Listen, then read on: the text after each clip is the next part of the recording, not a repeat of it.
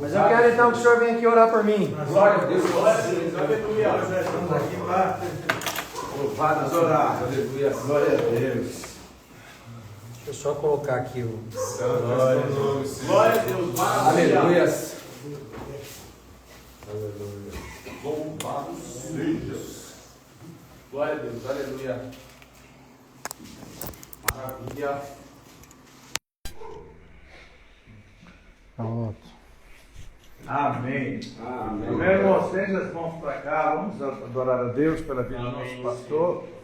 E hoje é um instrumento de Deus nesse lugar. Amém. Não mediu esforço para estar aqui, para poder ser abençoador da nossa vida. Então eu creio que Deus tem uma palavra no seu coração. Amém. E o propósito de Deus dessa palavra é fazer mudança, é transformar, é libertar. Então, se você der lugar, o seu coração sairá daqui diferente em nome Amém. de Jesus. Amém? Pai, no nome de Jesus, eu te louvo pela vida do teu servo, Deus, por nesta noite, o Senhor traz, Senhor, para ser o mensageiro da tua gloriosa palavra. A tua palavra há poder de libertar, de restaurar, de transformar. Ó Deus querido, mas é necessário, Pai, que os nossos corações estejam ansiosos, desejosos, ó Deus, em ouvir a tua voz. É verdade. Então o Espírito Santo fala conosco. Não aquilo que queremos ouvir, Senhor, mas aquilo que o Senhor tem revelado ao coração do teu Filho. Amém. E usa, ó Deus, com a autoridade do teu Espírito, nós oramos no nome de Jesus. Amém. Pastor, todo mundo mora aqui. Só vocês dois que não. Amém, irmãos? Amém. Pode se sentar, fica à vontade.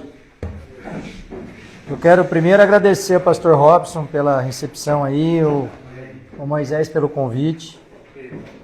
O Moisés que já é do nosso grupo lá, não sei se vocês sabem. A gente tem um trabalho, pastor Robson, nas ruas.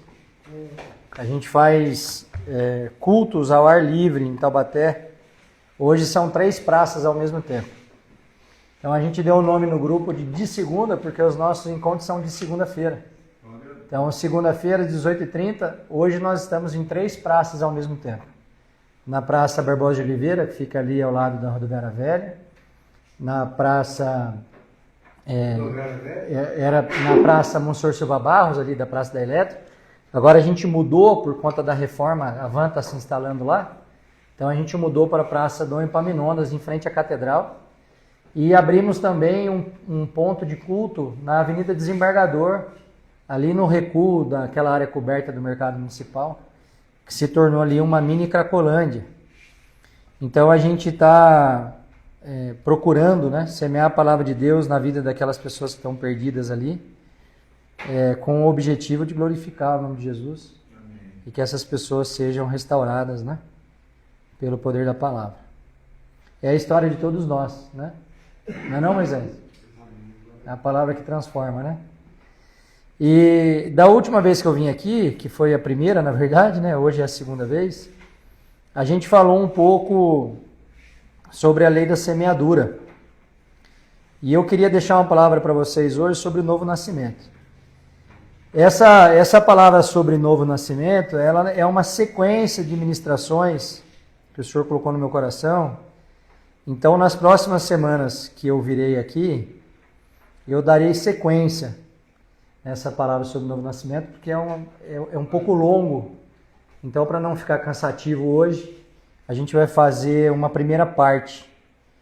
E aí eu queria pedir para vocês participarem comigo, quando vocês entenderem o que está sendo dito, que vocês respondam aí para eu saber que a gente está no caminho certo. Amém? Amém. Amém. Então vamos falar um pouquinho sobre novo nascimento. Se você tiver com a sua Bíblia, eu queria pedir para você abrir, deixa eu achar aqui. Eu queria que você abrisse aí em João, capítulo 3, versículo 3 a 8. Vamos entender um pouquinho esse princípio, o que é o novo nascimento. João 3. João 3, versículo 3. A palavra de Deus diz assim: em resposta, Jesus declarou: digo a verdade, ninguém pode ver o reino de Deus se não nascer de novo. Esse capítulo retrata um diálogo de Jesus com Nicodemos. Nicodemos era um religioso da época, muito respeitado, um fariseu. E Jesus, em dado momento, encontra com ele e eles começam a conversar. E Jesus estava ensinando para ele que não era necessário ser um religioso para ver o reino de Deus, mas era necessário nascer de novo. E Nicodemos, na sua ignorância, mesmo sendo alguém muito conhecedor da palavra, ele perguntou para Jesus: como alguém pode nascer sendo velho? É claro que não pode entrar pela segunda vez no ventre de sua mãe e renascer. Então veja, aqui é um ensinamento de Jesus para nós, que o conhecimento da letra ele é importante. Mas se a gente não tiver revelação da palavra de Deus, a gente não vai entender o que Deus nos deixou por escrito. Então, por isso que é muito importante a gente orar, a gente ter rotinas de jejum, para que o Espírito Santo em nós nos dê a revelação daquilo que Deus nos deixou escrito. Porque senão a gente acha que entende o que Deus nos deixou, mas na verdade a gente não entendeu nada. E esse era o caso de Nicodemos, alguém muito respeitado na sua época. E aí Jesus respondeu a ele: digo a verdade, ninguém pode entrar no reino de Deus se não nascer da água e do Espírito. Então a impressão que fica aqui nesse diálogo é que cada pergunta que Nicodemos fazia para Jesus, Jesus respondia mais um pedaço. Primeiro ele falou que não era possível nascer de novo, não era possível entrar no reino de Deus se não nascesse de novo. E agora ele fala, não é possível entrar no reino se não nascer da água e do Espírito. O que nasce da carne, é a sequência do texto, o que nasce da carne é carne, mas o que nasce do Espírito é Espírito. Não se surpreenda pelo fato de eu ter dito, é necessário que vocês nasçam de novo. O vento sopra onde quer, você o escuta, mas não pode dizer de onde vem, nem para onde vai. Assim acontece com todos os nascidos do Espírito. O que ele está dizendo aqui? Que pela palavra, pelo Espírito em você, próprio Deus vai conduzindo as coisas. Esse era o objetivo daquilo que Jesus estava tentando explicar para essa autoridade religiosa. Alguém que era considerado um príncipe entre os judeus. Esse texto destaca para nós a necessidade de uma renovação espiritual para que alguém possa entrar no reino de Deus. Isso não tem a ver com uma religião, irmãos. Isso não tem a ver com um conjunto de regras. Isso não tem a ver com um bom comportamento. Isso tem a ver com um novo posicionamento. Para nós nascermos de novo, nós precisamos encontrar a nossa identidade em Cristo. Se nós não soubermos quem somos em Cristo, nós não nascemos de novo. E aí a gente pode ter bom comportamento, seguir uma regra aceita pela sociedade, se vestir como alguém que é salvo, mas na verdade não ser salvo. Porque o próprio texto diz que é necessário nascer de novo para entrar no reino de Deus. E essa renovação espiritual envolve tanto o batismo nas águas, porque o próprio texto diz, aquele que crer e for batizado será salvo, e aquele que não crer já está condenado. É ou não é? Então existe uma maneira, existe uma forma de se apresentar diante de Deus, com o coração quebrantado, rendido aos pés da cruz. Por isso que eu sempre digo, e eu quero insistir com vocês hoje, reconhecer Jesus como Salvador não é suficiente. Porque quando a gente tem um apelo ao final de uma ministração e alguém vem à frente emocionado e ergue a mão e diz que entrega a vida para Jesus, ele pode estar reconhecendo Jesus como Salvador, mas não como Senhor. E aí nós temos um problema nisso. Porque a graça, irmãos, ela é de graça. Jesus se fez homem, Deus que se fez homem, se esvaziou da sua glória e se entregou na cruz por mim e por você, quando nós ainda pecadores. No entanto, custou sangue. Então a graça, ela não é de graça. Foi o próprio Deus que traçou um plano para que a gente pudesse se reconciliar com Ele. Mas para isso, nós precisamos não seguir um conjunto de regras. Por isso que as religiões, de modo geral, inclusive a religião evangélica, ela não é um formato para que você seja salvo. Existem muitas pessoas na igreja católica, na igreja evangélica, que estão condenadas. Por quê? Elas seguem um conjunto de regras, achando estar salvas, mas elas não entregaram suas vidas para Jesus. E por que reconhecer Jesus como Salvador não é suficiente? Porque Ele precisa ser Senhor da sua vida. E é aí que a coisa pega. Porque nós queremos ser libertos do nosso destino, da condenação. Se eu perguntar aqui, alguém quer ir para o inferno? Ninguém quer. Ninguém conscientemente vai levantar a mão e vai dizer eu quero ir para o inferno. Mas quando você pergunta, você quer Jesus como Senhor da sua vida? Se a pessoa for sincera mesmo, será que ela quer? Porque custa, irmãos. O Evangelho não vai te custar muito caro. O Evangelho vai te custar tudo. E a gente precisa entender que uma vida com Jesus, para que a gente tenha acesso à salvação, é uma vida de submissão. E aí você está preparado para ser submisso à palavra de Deus? A Bíblia não é como um cardápio que você lê e escolhe o que você quer e o que você não quer. De Gênesis a Apocalipse é a palavra de Deus. E se você quer de fato ser salvo, você precisa se submeter a ela. Ah, mas isso aqui eu acho exagero, esse Deus é mau. Não, irmão. A palavra é 100% verdadeira.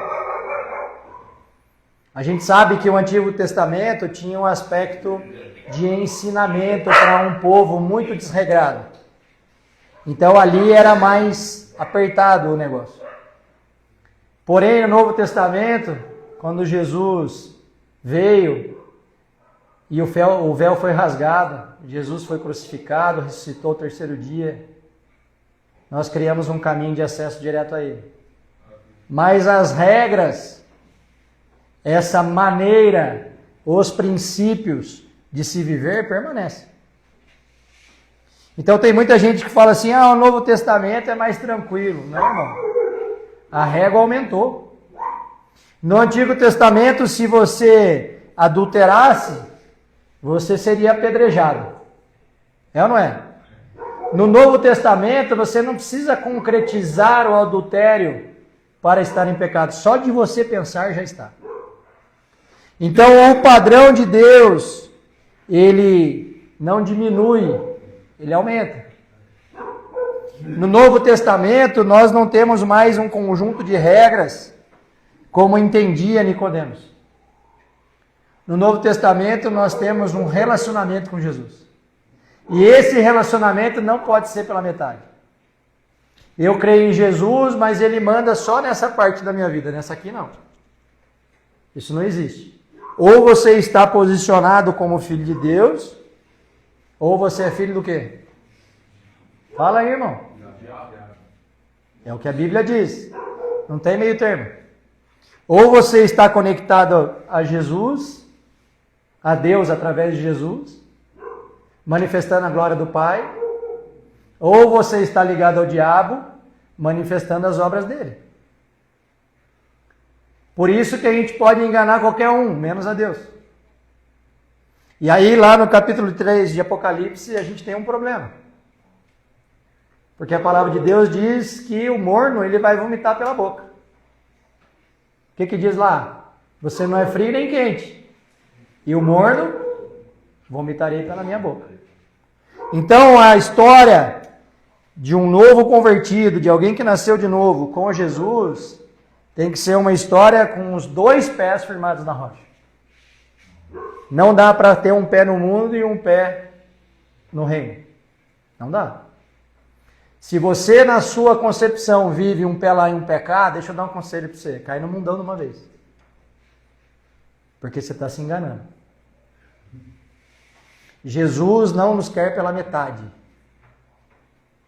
E aí eu sei que você está ouvindo eu falar aqui e pode estar achando que eu estou apontando o dedo. Não estou.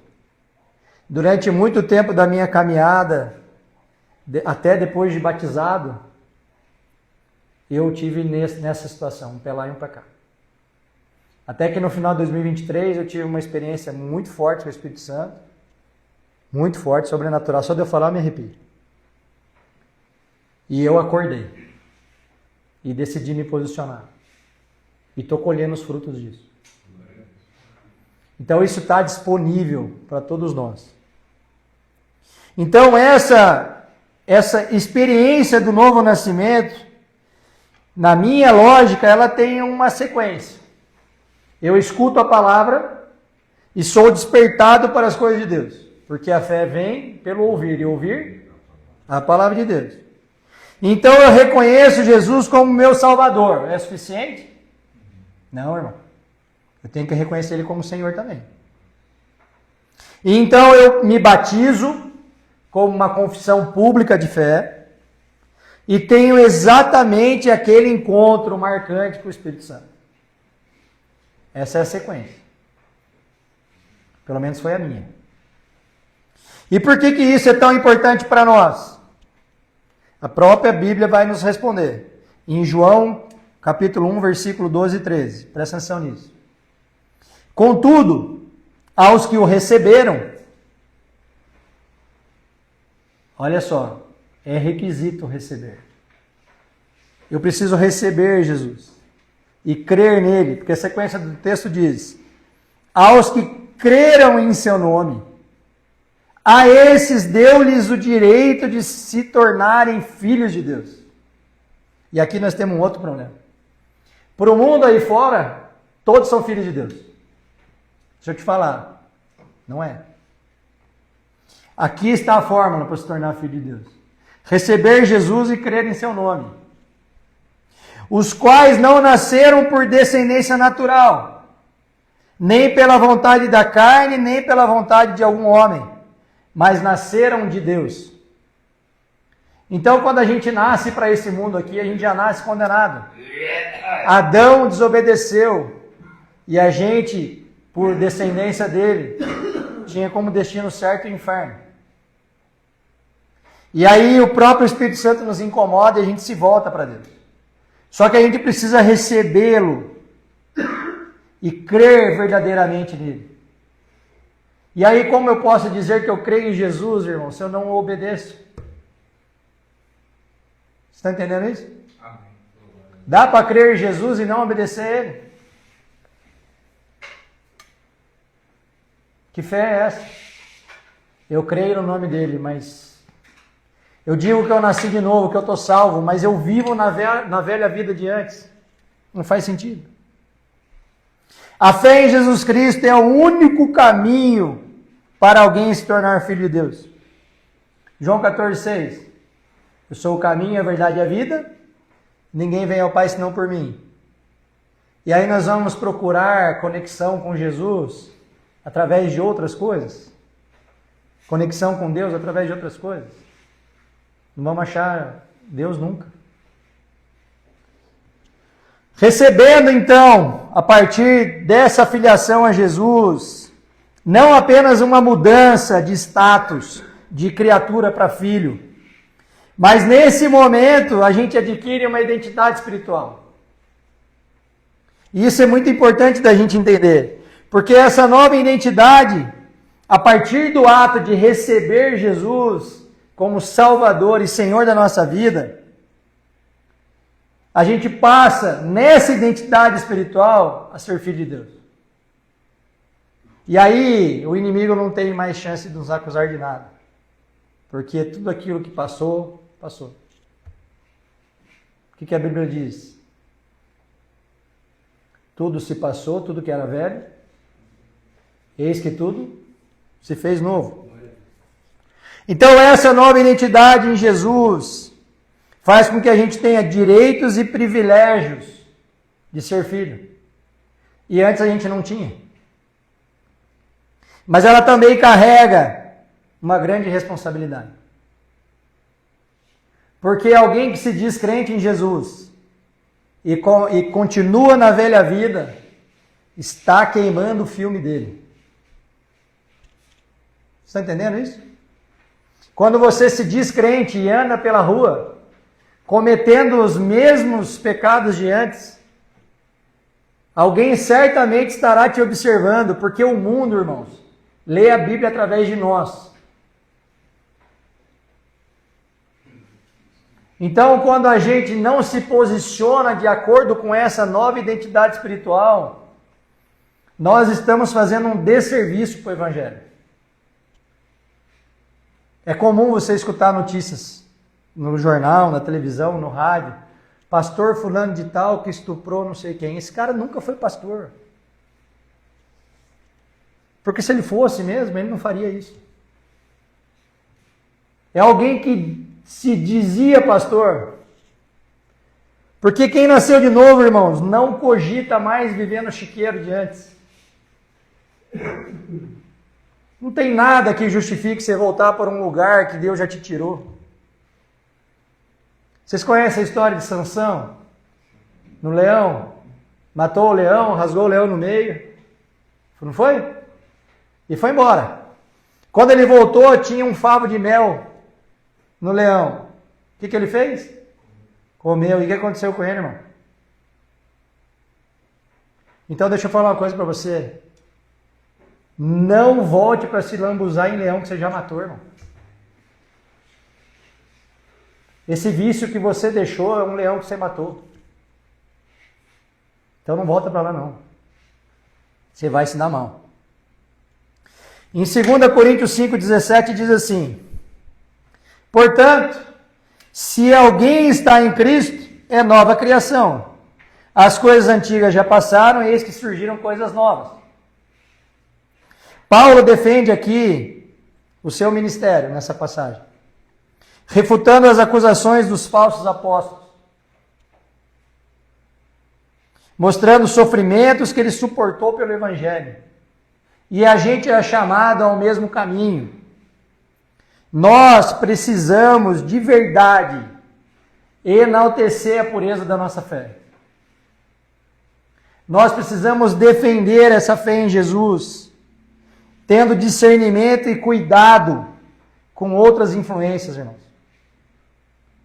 Vocês vão terminar o tratamento aqui. Como é que vai ser lá fora? Se você não tiver convicção dessa nova identidade em Jesus, você, ao invés de transformar o mundo, que é o seu chamado, é o meu chamado, a gente vai acabar sendo influenciado por ele. Quantas histórias vocês ouvem de homens de Deus que entram para a política, por exemplo, e se perdem? Por quê, irmãos? Afundaram na sujeira. O cara tem como missão ser sal da terra e luz do mundo, mas ao invés dele transformar trevas em luz, dissipar as trevas com a luz, o que ele faz? Ele se mistura na podridão. Então nós precisamos estar atentos e de fato nutrir em nós, através do Espírito Santo, um novo posicionamento, uma nova identidade espiritual. A transformação do nosso coração. Um homem de Deus, uma mulher de Deus não pode ter coração dividido. Onde está seu coração, irmão? Olha o que diz em Ezequiel, capítulo 11, versículo 19 e 20. Darei a eles um coração não dividido, e porei um novo espírito dentro deles. Retirarei deles o coração de pedra, e lhes darei um coração de carne. Isso é conversão, irmão. A gente fica querendo espiritualizar demais essa experiência do novo nascimento, mas conversão nada mais é do que eu estar indo na direção do pecado, ter um encontro com Jesus e ir para o outro lado. E quando eu me deparo com situações que podem me fazer voltar para aquele leão que eu já matei, eu fujo de lá. Então eu queria deixar um conselho para vocês. Não brinque com o pecado. Seja intolerante com o pecado. Vocês vão sair daqui, vocês não podem ter as mesmas amizades. Vocês não podem ir nos mesmos lugares. Ah, eu tô forte. Não tá, irmão. Não tá. Acredite que você não tá. A carne grita. É uma briga eterna entre carne e espírito. E aí quem vai ganhar, irmãos? Quem a gente alimentar mais. Então nós precisamos ler a nossa palavra todos os dias. Ler a palavra de Deus. Orar, jejuar. Permanecer vigilante. Porque senão a gente cai. E aí ele segue no texto. Então, agirão segundo os meus decretos, e serão cuidadosos em obedecer às minhas leis. Jesus cumpriu as leis do Antigo Testamento, mas elas continuam sendo para nós um farol de atenção, para que a gente não desvie desse caminho reto. Nós precisamos ter atenção nisso. Transformar um coração endurecido e insensível, distante de Deus, só é possível através do Espírito Santo. Então nós precisamos do Espírito Santo em nós, para que a gente passe a agir e pensar de maneira diferente. Se for pela força do nosso próprio braço, a gente não consegue. Pergunta como é que eu sei? Aconteceu comigo, irmão. Enquanto eu não entendi que o Espírito Santo precisava habitar em mim, eu não conseguia romper com hábitos ruins que eu tinha, mesmo depois do meu batismo. Vocês estão entendendo isso? Se alguém me perguntar assim, Temer, você é convertido desde quando? Eu me batizei em 2018, mas eu só me considero convertido depois de 2023. Por quê? Eu era da turminha do não tem nada a ver. Você já falou isso alguma vez? Ah, mas isso não tem nada a ver. Tem, irmão. Isso aí que você está pensando agora tem tudo a ver. Não negligencie o seu posicionamento em Cristo. Não ache que está tudo bem. Não está. E a gente sabe, porque a gente é adulto, tem barba na cara. A gente que fica negociando com a nossa consciência. A gente que fica negociando com aquilo que o Espírito Santo já pediu para você abandonar. Sabe como? É isso aí mesmo que você está pensando. Tem que parar, irmão. Se o Espírito Santo já falou para você, sai daí. A gente sabe. No íntimo a gente sabe. Nós precisamos trocar um coração endurecido, insensível, distante de Deus, por um coração sensível, receptivo e que se importa com as coisas espirituais. É você entender o que é liberdade, irmão. O mundo diz para nós que liberdade é a gente fazer o que a gente quer. Quando na verdade, à luz da palavra, liberdade é a gente dizer não para o que a gente quer. Porque quando a gente acha que liberdade é fazer o que a gente quer, a gente está sendo escravo de alguma coisa. Essa que é a verdade. Nós precisamos nos posicionar. E por quê? Porque quando a gente nasce de novo, a gente morre para o mundo. Esse é o novo nascimento. Eu morro para o mundo e nasço para as coisas de Deus. Nasço para o reino de Deus. Olha o que diz em Romanos 6,4. Portanto, fomos sepultados com ele na morte, por meio do batismo, a fim de que, assim como Cristo foi ressuscitado dos mortos mediante a glória do Pai, também nós vivamos uma vida nova. Então, se eu não morrer para o mundo e nascer para uma vida nova em Cristo, eu não nasci de novo. E se eu não nasci de novo, eu não me converti. E se eu não me converti, eu não tenho acesso à vida eterna. Simples assim. A gente não pode se enganar. E aí continua. Se dessa forma fomos unidos a Ele na semelhança da sua morte, certamente o seremos também na semelhança da sua ressurreição. Olha que boa notícia para nós, irmãos. Nós não vamos experimentar a experiência da morte. Imediatamente após o último fôlego de vida, nós estaremos diante do Pai. Num lugar sem dor, sem sofrimento, sem ranger de dentes. Paraíso. E aí eu quero viver escravo das minhas vontades, vamos dizer assim, na melhor das hipóteses, 100 anos da minha vida, que passa assim, ó, para ter uma eternidade ardendo num lago de fogo e enxofre. Essa é a escolha que nós vamos fazer? Olha que escolha mais, perdão da palavra, imbecil.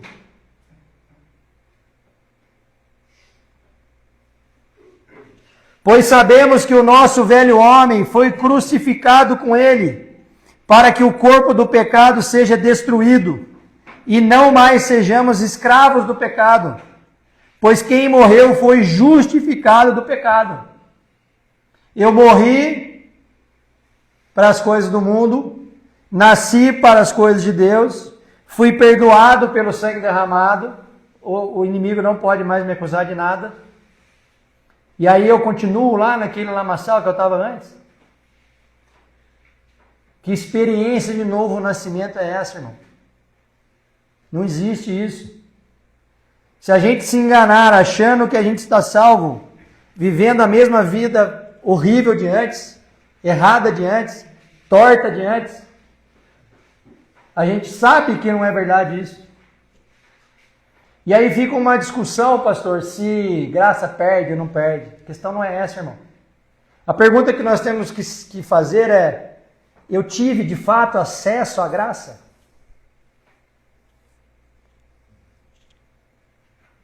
Porque se eu levantei a mão emocionado numa reunião como essa e disse que entreguei minha vida para Jesus, mas eu desobedeço, a verdade é que eu não entreguei. E aí, se eu não estou em Cristo, eu estou aonde? Ninguém quer falar, né? Se eu não estou em Cristo, se eu não manifesto as glórias do Pai, eu estou servindo a quem, irmãos? Esse texto que eu acabei de ler, Paulo argumenta que a graça de Deus não é uma licença para pecar, mas é um convite a uma vida de santidade e obediência. É fácil,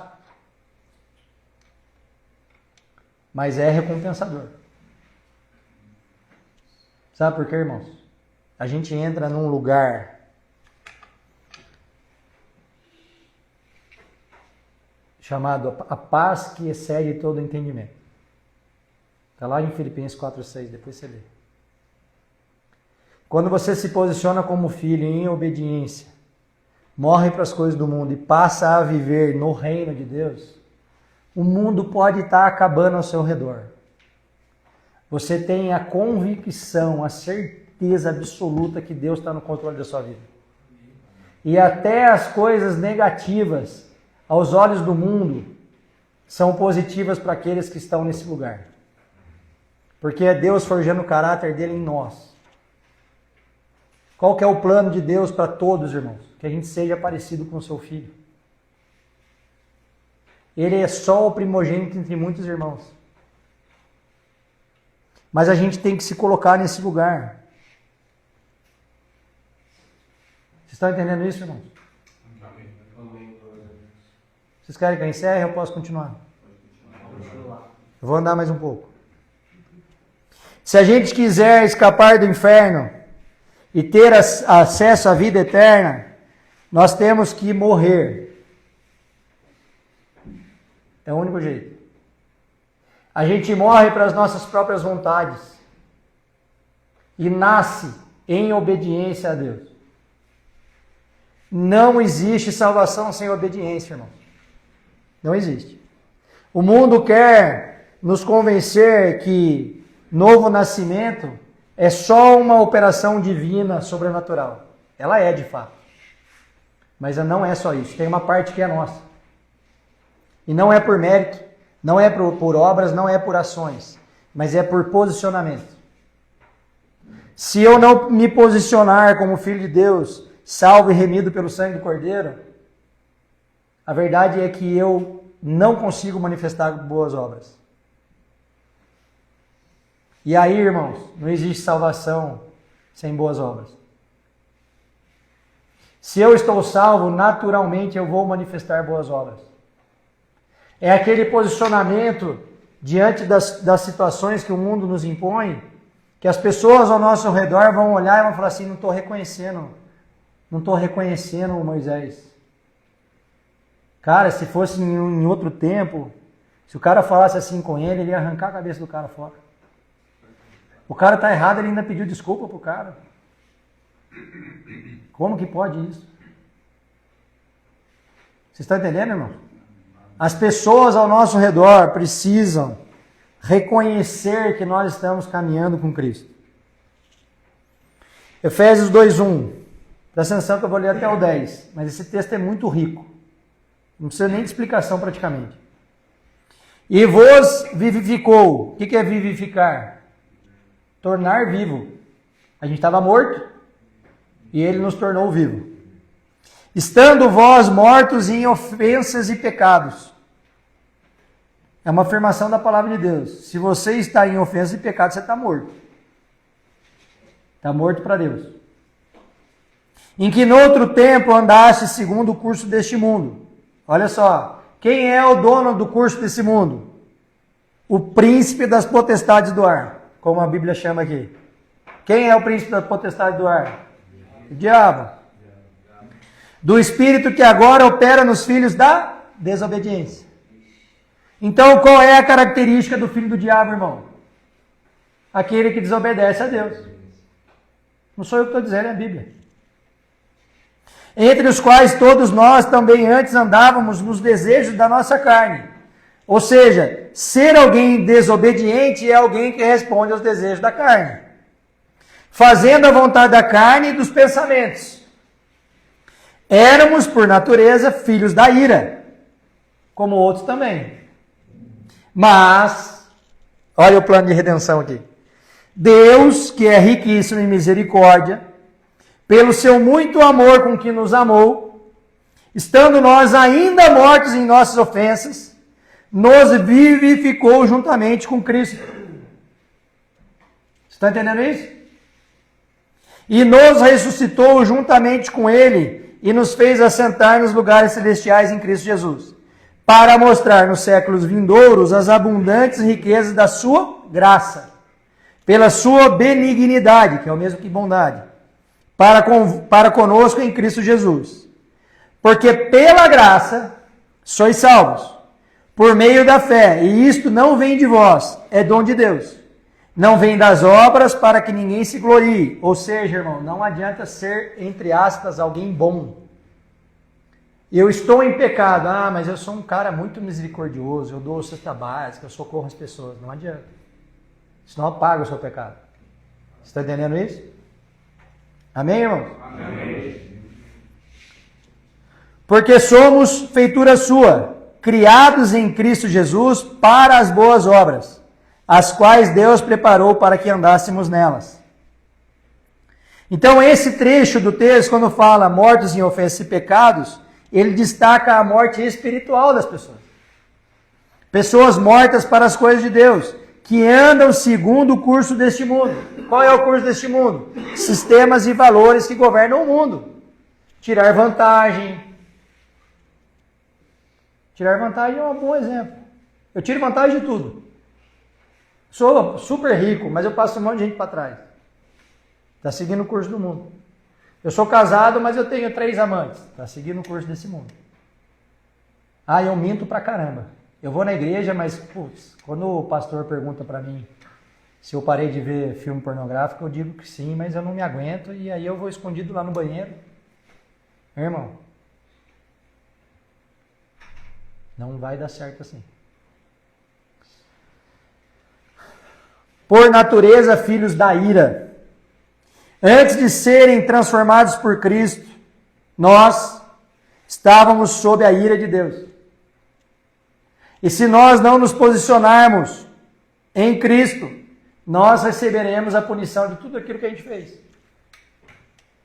Por isso que a Bíblia diz, buscar em primeiro lugar o reino de Deus e a sua justiça.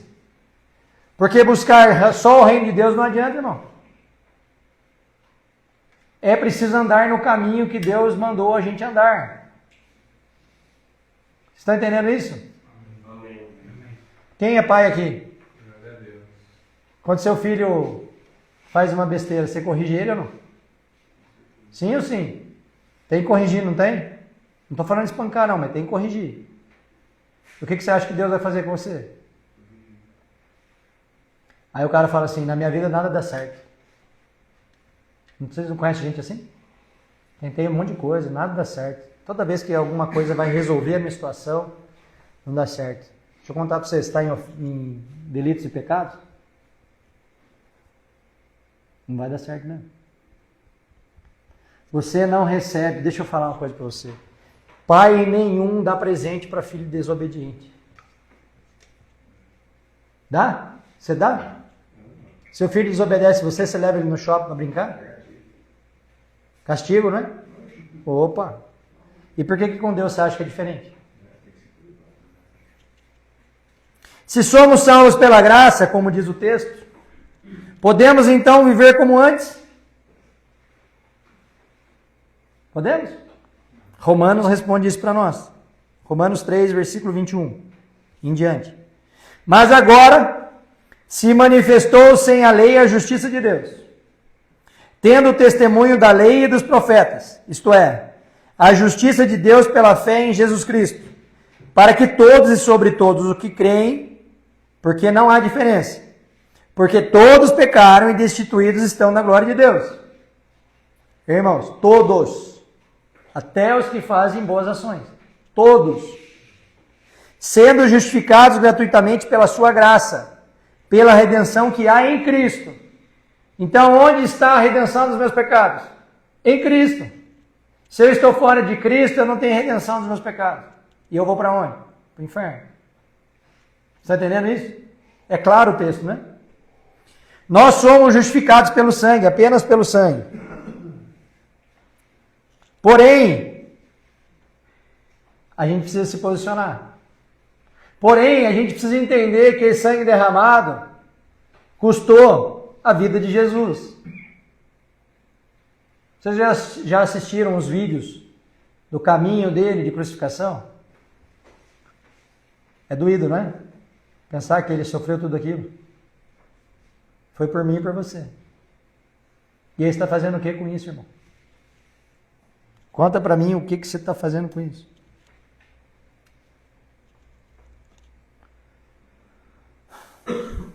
Romanos 3,25. Ao qual Deus propôs pela propiciação pela fé no seu sangue, para demonstrar a sua justiça pela remissão dos pecados dantes cometidos, sob a paciência de Deus, para a demonstração da sua justiça nesse tempo presente, para que ele seja justo e justificador daquele que tem fé em Jesus. Então ele justifica quem tem o quê? Fé em Jesus. Você tem fé em Jesus? E por que você não obedece a ele?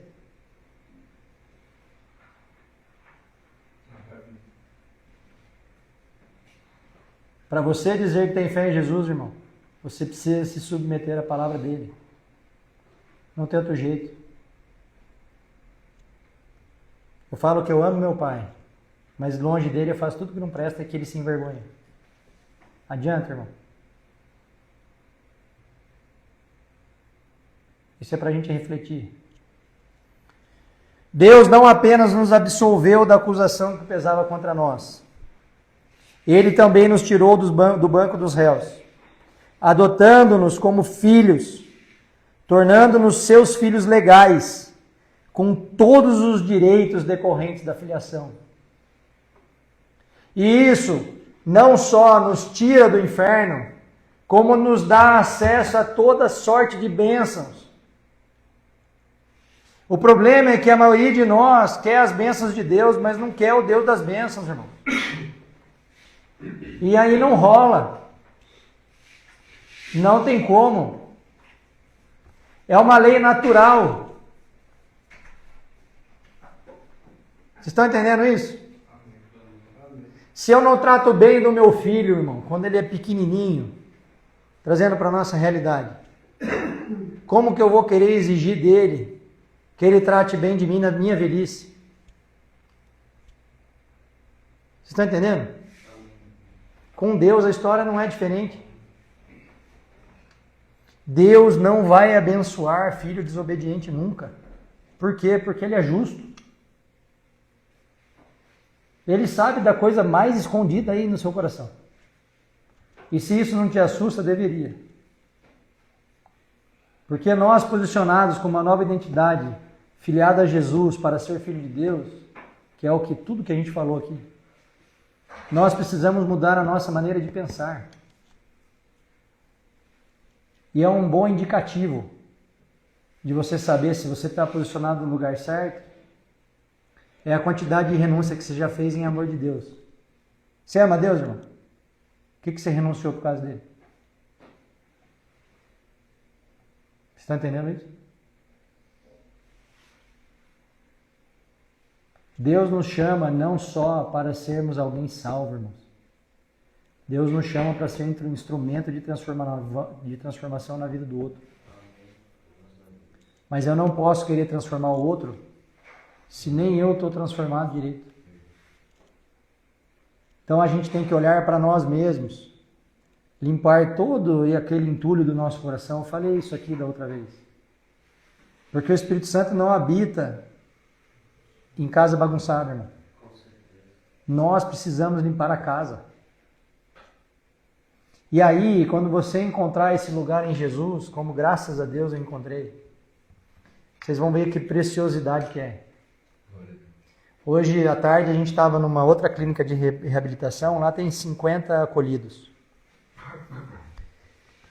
E no momento final de oração a gente começou a orar, o Espírito Santo me deu 3 palavras específicas para 3 pessoas diferentes. Você escutar a voz do Espírito Santo é a coisa mais preciosa que você pode ter. O pastor sabe disso. Você orar e Deus responder. Mas para isso você precisa ter comunhão com Ele. Se Ele não estiver habitando no seu coração, você não tem esse caminho com Ele. E para isso você precisa limpar a casa. E aí nós temos uma péssima notícia em termos de renúncia. Quanto mais você renuncia, mais Deus vai te pedir. Está preparado, Moisés? Primeiro ele fala assim, para de usar droga, aí você para. Aí depois ele fala, para de beber, e aí você para. Aí ele fala, para com esse vídeo pornográfico, aí você para. Aí ele fala, agora para de mentir, aí você para. Aí ele fala, agora para de sonegar imposto, aí você para. Cara, é uma escada. É uma escada. Mas à medida que você renuncia, mais ele derrama. E não é para você. Então não fica se sentindo a última bolacha do pacote, não. É para o outro. Ele quer usar a sua vida para impactar o outro. Quando Deus me resgatou do império das trevas, Ele queria me usar para o que hoje eu estou fazendo. Vocês estão entendendo isso? O benefício do Evangelho não é individual, irmãos. Como que nós podemos ter um Deus que é coletivo? Pai, Filho e Espírito Santo. Que fala que o pão é nosso. E achar que o benefício do Evangelho é só para nós individualmente. Nós somos multiplicadores, irmãos. Nós somos chamados para ser sal da terra e luz do mundo. E a palavra de Deus diz que não se esconde uma candeia, que se coloca ela no alto, para que ilumine a todos que estão ao redor. Você está preparado para isso? Sim? Ninguém? Você quer se posicionar diante de Deus em obediência? Então vem aqui na frente que eu quero orar com você.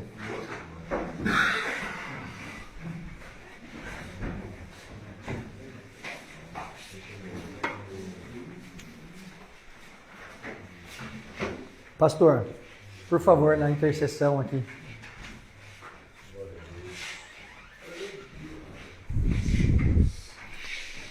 Senhor Jesus, Pai amado, Pai querido, obrigado, Senhor, por esse momento. Obrigado, Senhor, em primeiro lugar, pela sua palavra. Obrigado, Jesus, porque o Senhor nos deixou um manual para a vida, Pai. Obrigado porque o Senhor nos deu capacidade de entender aquilo que o Senhor deixou para nós. Nós te pedimos, Senhor, pela presença do Espírito Santo nesse lugar. Ô, Senhor, muito obrigado pela sua presença, Pai. Que o Senhor venha sobre essas vidas que se levantaram. Num gesto, numa demonstração, numa atitude de que eles querem o Senhor não só como Salvador, mas como Senhor da vida deles, Pai. Então eu te peço, Jesus, que o Senhor dê a eles a capacidade, a capacitação de se colocar nesse lugar de obediência. Que eles, Jesus, entendam a sua identidade em Cristo.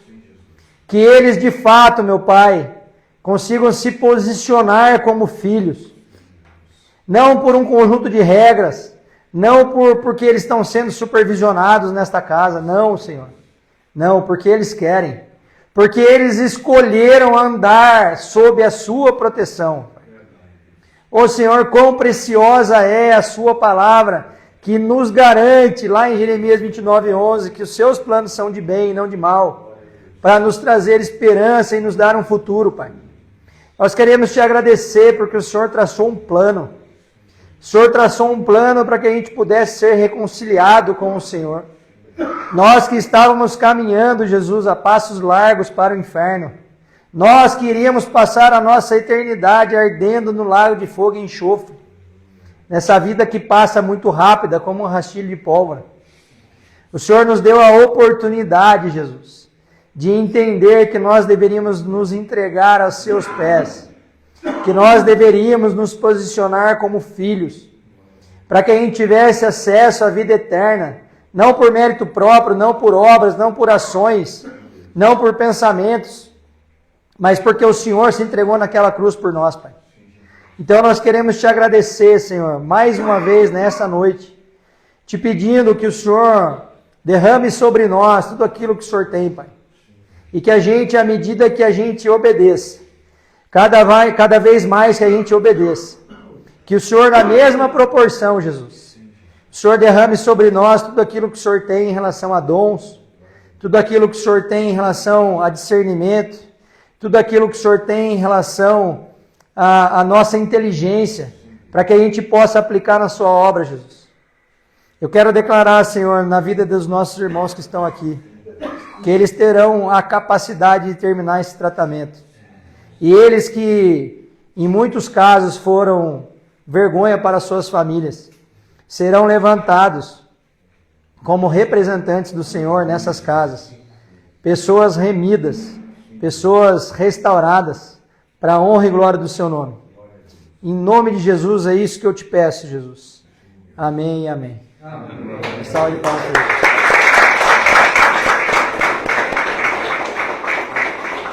Vai falar alguma coisa aí, Moisés? Nada? Gente, obrigado pela oportunidade. Quando o pastor e o Moisés convidarem, eu volto. Amém. Amém, irmão? Amém. Fechado, então. Glória a Deus. Amém.